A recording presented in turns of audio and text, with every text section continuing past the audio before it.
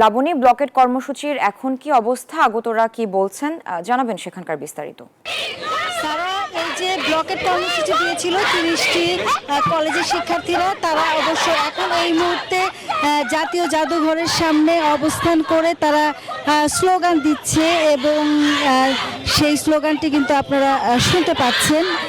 তারা বলছেন যে এই যে ধর্ষণ, এই ধর্ষণের বিচার, সেই বিচার প্রক্রিয়াটি যেন দীর্ঘায়িত না হয়, পাশাপাশি নারীরা যেন নির্বিঘ্নে চলাফেরা করতে পারে এবং ধর্ষকদের এমন শাস্তি নিশ্চিত করতে হবে যেন আর কেউ এই বাংলার বুকে কোনো মা বোনকে ধর্ষণের সাহস না পায়।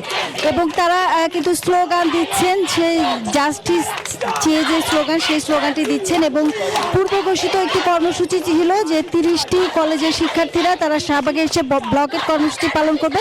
পরবর্তীতে আমরা জানতে পারি যে 11:30টার দিকে, যদিও তাদের কর্মসূচির সময় ছিল 11টা, সকাল 11:30টার দিকে তারা জাদুঘরের সামনে অবস্থান নেয় এবং তারা এই জাদুঘরের সামনেই তাদের বিক্ষোভ কর্মসূচিটি পালন করবেন বলে আমাদেরকে জানান। এবং এখানে যে এখানে যে কলেজের শিক্ষার্থী যারা আছেন তাদের সাথে আমরা কথা বলেছি, তারা যেটি বলেছেন যে তারা আন্দোলন করেছিলেন এবং 24শে যে জুলাই আগস্ট আন্দোলন, সেই আন্দোলনেও তারা অংশ নিয়েছিলেন এবং জুলাই আগস্টের পর নতুন যে বাংলাদেশ, যে বাংলাদেশের স্বপ্ন দেখছে সবাই, সেই বাংলাদেশে আর কোনো ধর্ষকের ঠাঁই হবে না বলেই তারা বলছেন। পাশাপাশি এখানে যে নারী শিক্ষার্থী আছেন তারাও বলছেন যে তারা রাস্তায় যেন নির্বিঘ্নে চলতে পারেন সেই নিশ্চয়তাটুকু দিতে হবে সরকারের কাছে, তারা সেই দাবিটি জানাচ্ছেন। এবং এখানে কিন্তু তাদের সেই দাবির প্রেক্ষিতে যে স্লোগান, সেই স্লোগানটি তারা দিচ্ছেন।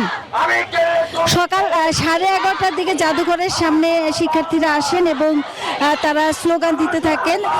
এই কর্মসূচি, তাদের এই কর্মসূচি সকাল সন্ধ্যা পর্যন্ত থাকার কথা, অথবা পরবর্তীতে কর্মসূচি কতক্ষণ রাখবেন আমরা যারা আন্দোলন করছেন তাদের সাথে কথা বলে জানতে পারবো। এবং এখন পর্যন্ত শিক্ষার্থীরা যেটি বলছেন যে তাদের এই কর্মসূচি